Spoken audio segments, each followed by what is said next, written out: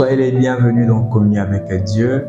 Que le Seigneur Jésus-Christ vous bénisse. Alors après un long moment de silence, un long moment où nous n'étions pas actifs, nous sommes de retour avec nos études autour de la parole de Dieu. Là où vous êtes, que le Seigneur Jésus-Christ vous bénisse. Alors aujourd'hui, c'est un nouveau sujet que nous allons partager ensemble. Le sujet, il s'agit des vérités sur la nouvelle naissance. C'est vraiment une étude et une étude assez profonde. Donc je vous invite à suivre cela, à écouter. On va s'arranger à faire cela en plusieurs séquences de telle sorte que vous puissiez vraiment comprendre de quoi il s'agit. Donc il s'agit tout simplement de reprendre à plusieurs questions que beaucoup se posent. Il y a par exemple, d'autres se posent, est-ce que le baptême du Saint-Esprit est égal à la nouvelle naissance? Ou le baptême du Saint-Esprit est-il différent de la nouvelle naissance? Sommes-nous nés de nouveau quand nous sommes baptisés du Saint-Esprit? Ou sommes-nous nés de nouveau lorsque nous croyons au Seigneur Jésus-Christ? Donc voilà un peu toutes les questions tout autour desquelles nous allons communier ensemble à la lumière de la Bible et à la lumière du message de l'heure. Que le Seigneur Jésus-Christ vous bénisse de là où vous êtes. Alors, déjà, pour commencer, sachez que la nouvelle naissance, c'est quelque chose de très très important, de très capital. Et notez déjà que c'est la première doctrine du Seigneur Jésus-Christ, la nouvelle naissance. Et quand un homme vient à Dieu, quand un homme vient à Jésus, la première des choses que Dieu fait dans sa vie, c'est de le faire passer de la mondanité à la sainteté. Donc c'est pour vous dire que c'est quelque chose d'assez important, très capital même.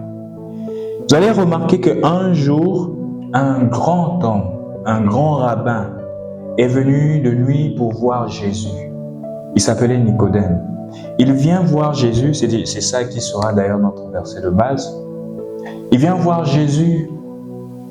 Il lui dit, Seigneur, Maître, personne ne peut faire ce que tu fais s'il ne vient exactement de Dieu. Tu ressuscites les morts, tu guéris les malades. Certainement, tu viens de Dieu.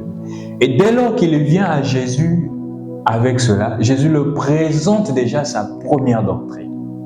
Il dit, en vérité, je vous le dis, si vous ne naissez de nouveau, vous ne pourrez voir le royaume de Dieu.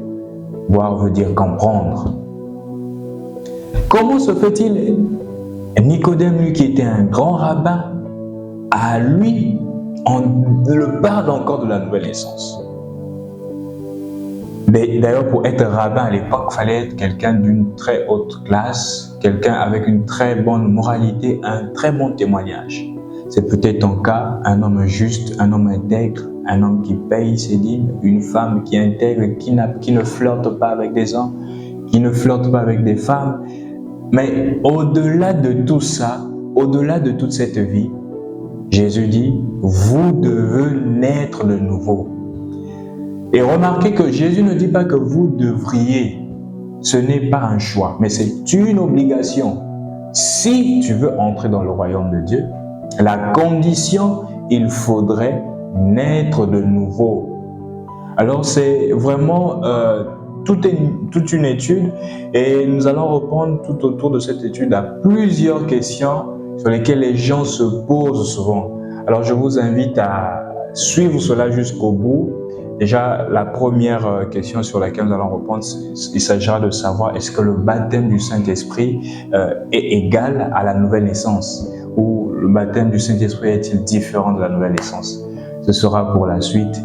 Que le Seigneur Jésus-Christ vous bénisse. Shalom.